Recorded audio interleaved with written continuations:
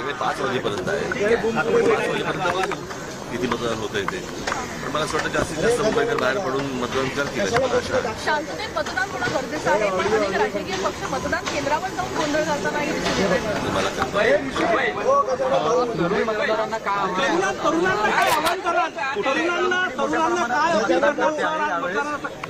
दिवस घ्यायचा बेटा वाक्य मतदानाचा अधिकार बजवा. कळलं का? आणि ज्यांना मला असं वाटतं तरुण मोठ्या प्रमाणात येतील, ज्यांना पहिल्यांदा मतदानाचा अधिकार मिळालेला आहे असे तरुण तरुणी अनेक जण मला असं वाटतं मतदान उतरतील.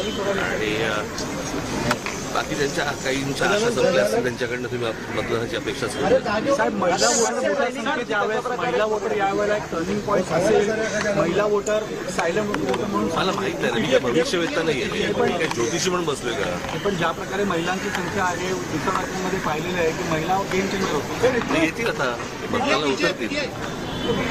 ठीक आहे. निवडणूक मुंबईसाठी महाराष्ट्रासाठी किती महत्वाची असं तुम्हाला वाटतं? कारण वेगळी निवडणूक आहे, 2 पक्षाचे 4 पक्ष झाल्यानंतर किती महत्वाची हो.